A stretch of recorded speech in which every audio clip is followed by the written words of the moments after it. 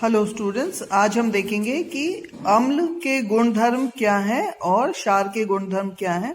सबसे पहले हम देख लेते हैं कि प्रैक्टिकल फाइल में हमें क्या क्या लिखना है। उद्देश्य कि हमें किन वस्तुओं की आवश्यकता है। तो अम्ल का अगर हम अम्ल के गुणों का अध्ययन करेंगे, इसके लिए हमें चाहिए नीला लिटमस, जिंक धातु, सोडियम कार्बोनेट, ये आवश्यक सामग्री है। सिद्धांत में हम देखेंगे कि किस तरह से हाइड्रोक्लोरिक अम्ल नीले लिटमस को लाल करती है, और जब धातु के साथ अम्ल अभिक्रिया करती है तो हाइड्रोजन गैस उत्सर्जित होती है। ये चित्र इसमें हम बना सकते हैं अपनी प्रैक्टिकल फाइल में। एक बार इसको हम इंग्लिश में भी देख लेते हैं। मटीरियल्स रिक्वायर्ड, थ्योरी, प्रोसीजर में हम इस तरह से इसको टेबल को हम बना सकते हैं कि किस तरह से अम्ल जो है acid litmus action zinc metal के साथ और सोडियम कार्बोनेट के साथ रिएक्ट कर रही है। ये तीनों एक्सपेरिमेंट्स अभी हम करके देखेंगे। उसी तरह से एसिड के साथ साथ बेस के साथ भी सोडियम हाइड्रोक्साइड के साथ भी हम ये तीनों रिएक्शंस को भी हम करके देखेंगे। ये मटेरियल रिक्वायर्ड है। और सोडियम हाइड्रोक्साइड में थ्योरी, सोडियम हाइड्रोक्साइड में हम देखेंगे कि हाइड्रोजन गैस एलिमिनेट होती है, लेकिन सोडियम हाइड्रोक्साइड में लिटमस एक्शन हो रहा है, जिंक मेटल के साथ हाइड्रोजन गैस रिएक्ट कर रही है, बट सोडियम कार्बोनेट के साथ no reaction is taking place. तो इसको अभी हम करके देखेंगे। सो कंक्लूजन हम क्या निकाल रहे हैं कि सोडियम हाइड्रोक्साइड एक बेस है, और प्रिकॉशंस, क्योंकि सोडियम हाइड्रोक्साइड कोरोसिव है इन नेचर, तो हैंडल्ड विथ केयर, और हमें कम क्वांटिटी में इसको यूज करना है। तो एक बार इसको हिंदी में भी हम देखते हैं। अम्ल के लिए हम इस तरह से टेबल बनाकर, और ये अपने जो भी हमारे रिजल्ट्स हैं उनको हम लिख सकते हैं।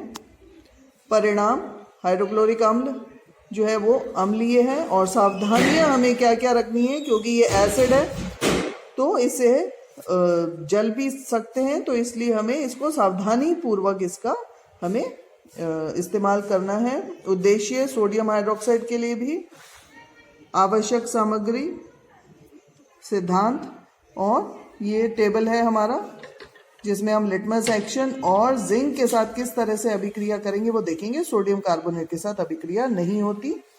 परिणाम हमने यही निकाला कि सोडियम हाइड्रोक्साइड क्षारीय है, नीले लिटमस, लाल लिटमस नीला होता है, और सोडियम कार्बोनेट के साथ कोई अभिक्रिया नहीं होती। अब एक एक करके हम ये प्रयोग देखते हैं।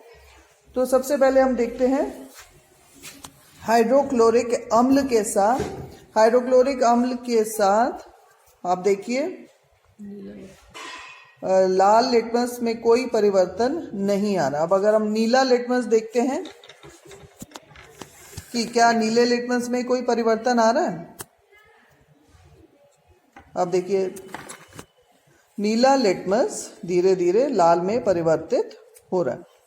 इसका मतलब अम्ल क्या कर रहे हैं, वो नीले लिटमस को रेड में परिवर्तित करते हैं। सेकेंड, सोडियम हाइड्रोक्साइड के साथ हम देखते हैं कि रेड लिटमस को नीला कर रहा है, और नीले लिटमस में कोई भी परिवर्तन नहीं आ रहे हैं। तो यानी कि क्षार क्या कर रहा है, वह लाल लिटमस को नीला करते हैं। ये टेस्ट ट्यूब जो आप देख रहे हैं, इसमें हमने जिंक और हाइड्रोक्लोरिक एसिड ली है।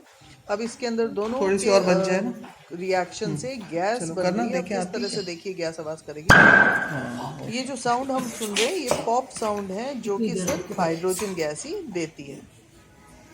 स्टूडेंट्स, अब हम ये टेस्ट ट्यूब के अंदर सोडियम कार्बोनेट ऐड करेंगे, और ये जो आप वाइट कलर का सब्सटेंस देख रहे हैं ये सोडियम कार्बोनेट है जो हमने टेस्ट ट्यूब में ऐड किया। अब इस सोडियम कार्बोनेट में हम एसिड ऐड करेंगे। देखेंगे कि एसिड्स जो है वो सोडियम कार्बोनेट के साथ किस तरह से रिएक्ट करती है। तो इसको हम ड्रॉपर की हेल्प से इसको हम ऐड करेंगे। सो ड्रॉपर यूज करके, so on adding sodium carbonate and acid, when these two are mixed together, brisk effervescence is seen। जो अभी आप देखेंगे कि कैसे brisk effervescence या झाग निकलती है। इस तरह की झाग कार्बन डाइऑक्साइड ही देती है, जिसे हम brisk effervescence कहते हैं। और इसको अगर हम लाइम वाटर में पास करेंगे तो लाइम वाटर मिल्की हो जाएगा। सेम कार्बन डाइऑक्साइड निकलती हुई हमें दिखती है जब हम कोल्ड ड्रिंक की बॉटल्स ओपन कर ये अब रिएक्शन हम करें सोडियम कार्बोनेट और सोडियम हाइड्रोक्साइड के साथ। ये सोडियम कार्बोनेट हम ले रहे हैं टेस्ट ट्यूब के अंदर। अब इस सोडियम कार्बोनेट में हम ऐड करेंगे सोडियम हाइड्रोक्साइड। तो देखते हैं कि क्या हो रहा है इसमें। तो ये सोडियम हाइड्रोक्साइड हम ऐड करते हैं सोडियम कार्बोनेट में। और अब आप देखिए कि हमें याद है कि किस तरह से ब्रिस्क एफोरेसेंस हुआ था HCl के साथ, लेकिन यहाँ पर कोई भी अभिक्रिया नहीं हो रही। अब ये रिएक्शन हम देखेंगे। ये जिंक मेटल को हम बॉइलिंग टेस्ट ट्यूब में डाल रहे हैं और किस तरह से जिंक मेटल अभिक्रिया करेगा सोडियम हाइड्रोक्साइड के साथ। अब ये सोडियम हाइड्रोक्साइड हम जिंक मेटल में डालेंगे। यहाँ पर भी सोडियम जिंकेट और हाइड्रोजन गैस लिबरेट होती है, पर ये जो हाइड्रोजन गैस यहाँ पर लिबरेट होगी वो जिस तरह से हमने रिएक्शन हाइड्रोक्लोरिक एसिड के साथ देखा था उतना स्ट्रॉन्ग नहीं है।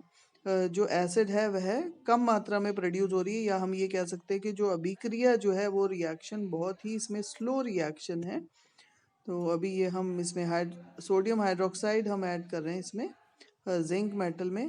और आप देख रहे हैं कि जिस तरह से रिएक्शन HCl के साथ था ये अभिक्रिया उतनी फास्ट नहीं है ना। अब इसमें हम देख रहे हैं कि कुछ गैस बन रही है और जैसे ही हम जलती हुई माचिस की तीली इसके पास लाते हैं तो हम देखेंगे कि क्या होता है। तो अभी एक जलती हुई माचिस की तीली हम इसके पास लेकर आ रहे हैं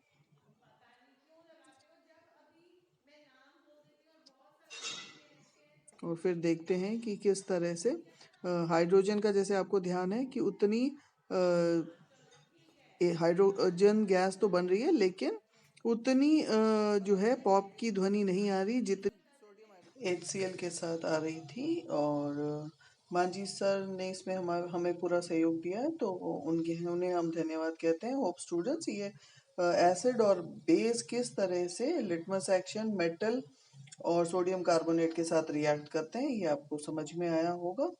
तो इसको आप अपनी प्रैक्टिकल फाइल्स में करें और लिखें। And thank you for watching this video.